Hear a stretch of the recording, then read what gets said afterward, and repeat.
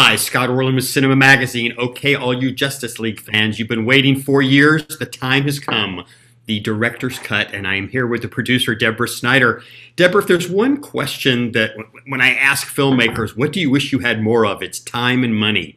You had 4 years more of time and money. What do you think that afforded you to bring that for Justice League? Well, it's interesting because the process of getting, I guess, the studio HBO Max to do this took a lot of time. But after they said, yes, go ahead and do this, we had like 7 months to deliver this 4-hour movie. And, that was quite an accomplishment with over, we had to deliver over 2,650 some visual effect shots, and we had to deliver a 4-hour score. And we had to do it during a pandemic, which just made it a little bit more complicated when everything was done virtually and we couldn't be in the same room with the editor, and the musicians had to be, you couldn't have a full orchestra. And I think, though, everyone couldn't believe that we were given this opportunity. So it wasn't like people were complaining. I think people took every challenge, and, our visual effects houses, were with us. It was more of a personal journey for everybody to just like get this thing done. To get the actors back involved to film additional? Yeah, I mean, what was hard was, we shot like for 3 days, and we shot the Batman Joker scene, and then we did a couple of pickups. But literally no one was together. It was hard from a scheduling point of view. And it was also hard to plan it because everyone was just starting to come back to shooting after the COVID, but we're still figuring out what the restrictions were and how to do it safely.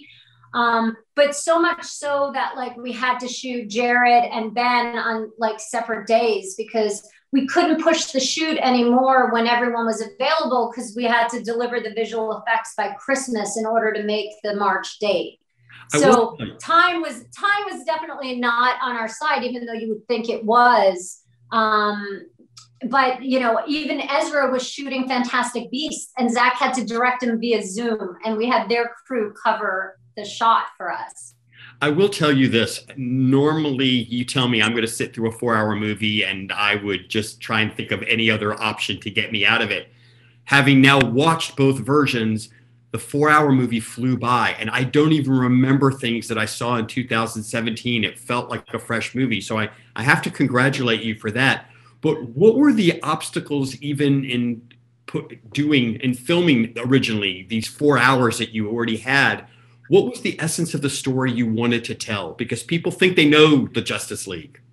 Yeah, I mean, listen, I think what was really, what's always hard, it's not realistic to have a 4-hour movie for a theatrical release. And at the time, HBO Max wasn't around. So, this movie is around because HBO Max is around, and they stood behind the movie. So I'm really grateful, to them for that.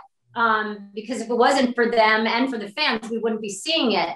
But I think it's always you're always making choices. You always, we technically, and Zach in particular, shoots long. We rarely go back and have to pick up any additional footage, because everything is so meticulously planned and storyboarded, and there's a lot of extra material.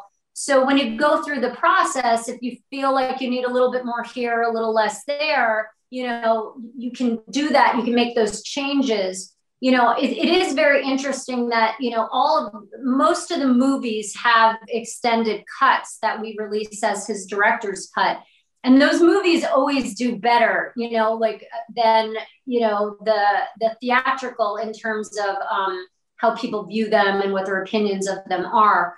So I think having the opportunity here, we're not hindered, because it's on HBO Max, there's no time limit. So you can do that deep dive. And I think what that allows you is you get to see everybody's arc fully realized. So when you get to the end of the movie, it means more because you've gone on this journey with these characters. Some of them, the journey started with Man of Steel and we followed them through. But I think in particular with our newer characters, our younger characters like Flash and Cyborg, we really get to see a lot more of them, their why, what are the demons that they're, struggling with.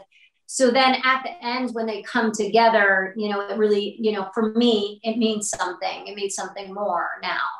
Well, congratulations. And we got to see the dark Batman suit too. I mean, the Superman suit. So Superman. we got to see that as well too. Congratulations. I can't wait for the 5-hour cut. Deborah, this is Scott. Until next time.